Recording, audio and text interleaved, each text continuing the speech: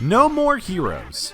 It's a game with a cult following that has gained more and more attention as the years have gone by, and with the remaster for both the main game and sequel out on Switch, it's the perfect time to dive into this hack and slash game. You play as Travis Touchdown, a wrestling fan and anime otaku who lives in a seedy motel in Santa Destroy.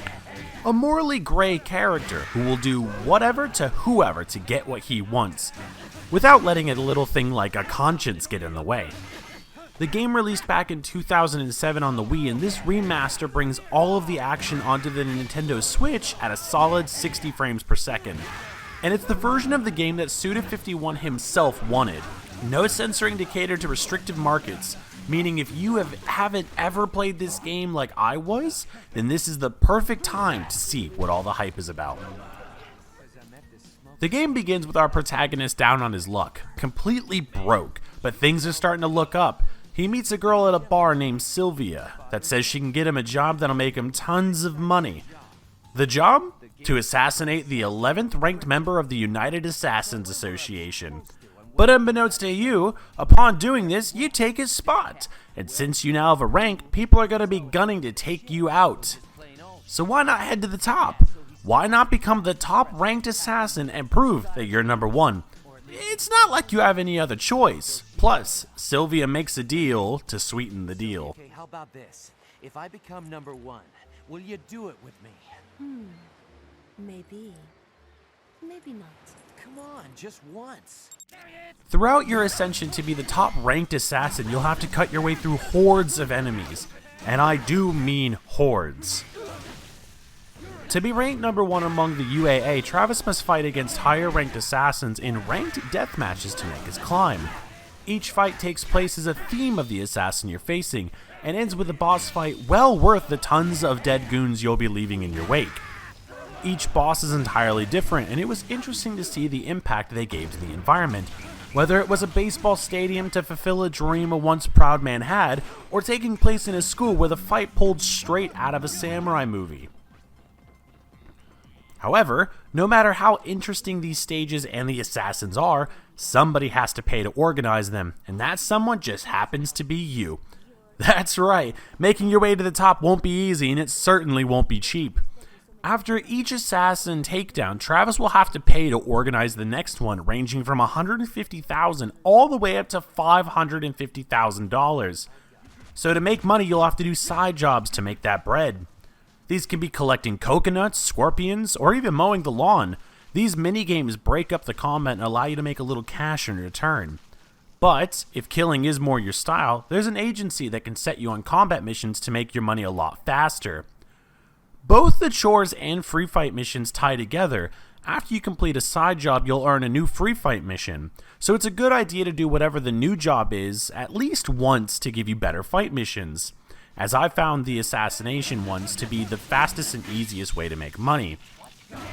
But of course, what would a game with cash be without distractions to spend it on? Throughout the town of Santa Destroy, new shops will open the higher you progress through the standings.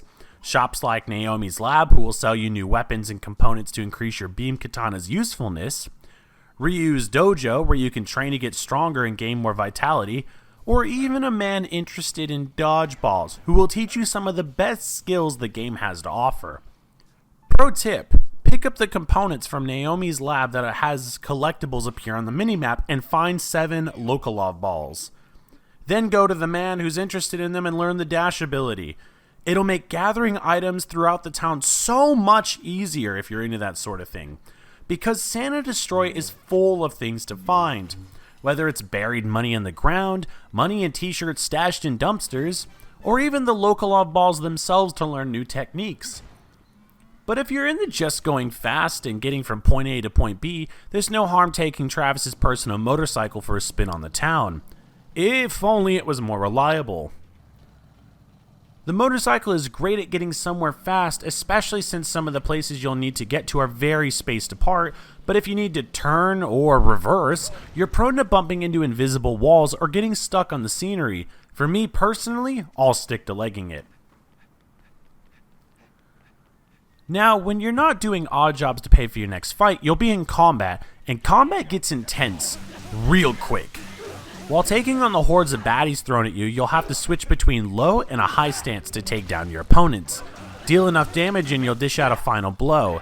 Match the arrow on screen and Travis will slice through the enemy, spraying blood and money all over the room. But there's no way the enemies are just going to let you. Sometimes they'll block either high or low attacks. But Travis, being an avid wrestling fan, also has a couple of tricks up his sleeve. He has a high and low counter break.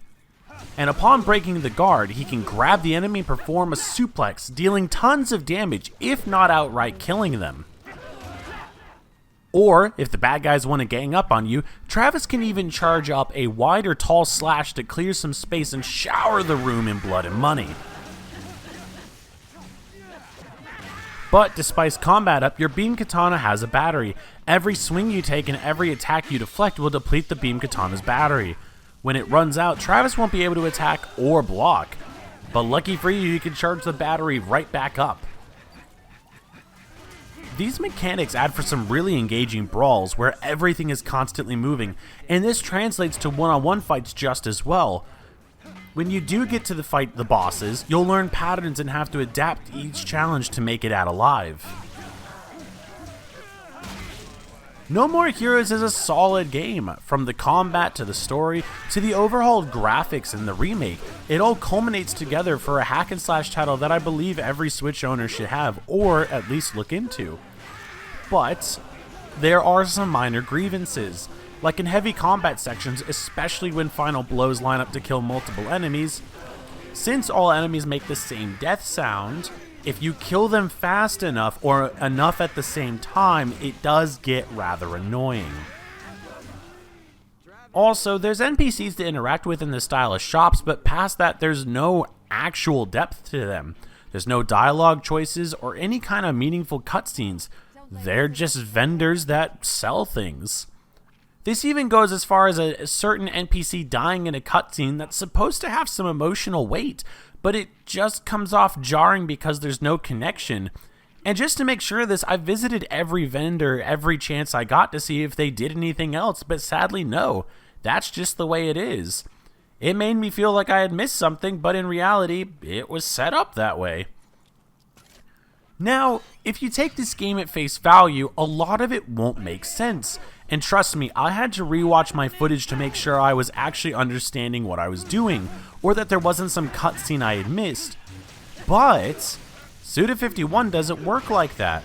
No More Heroes is actually a satire of the games industry at the time of its release in 2007, where the hero is incredibly likable with a run-of-the-mill story and plot twist the player can see coming a mile away. From the way that the open world map is huge but still empty to the way Travis carries himself and acts. I mean, his goal to be the #1 ranked assassin and to sleep with Sylvia is the only reason he's killing people. And by the time you get to the end of the game, you'll have killed an entire city full of people.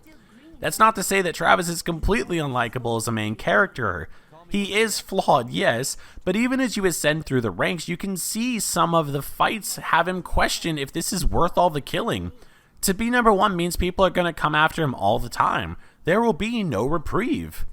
And when you view the game from this point, everything clicks. Everything in this game is made to take the piss out of pretty much every adventure game. Boring jobs to make almost no money, and eager to get back to the violence and chasing after TNA. Rub some oil on me, will you? Me? You serious? What? Is there a problem? No. Thought you'd never ask. I didn't know what to expect when I came to this title, but I can say that the almost 10 hours I got out of it were some of the best time spent playing a video game. If you enjoy hack and slash like games with a well-written, witty look at how by-the-numbers games can be, then this is definitely worth the time. And for only about $25, it's a steal. Plus, there's even a hidden boss in the true ending to the game. Make sure you visit Naomi and buy all the beam katanas for one hell of a secret boss fight and a story revelation that'll blow your mind. No More Heroes surpassed my expectations, and with the talk of No More Heroes 3 being released next year, I'm already installing the sequel to see what our unlikely hero gets up to next.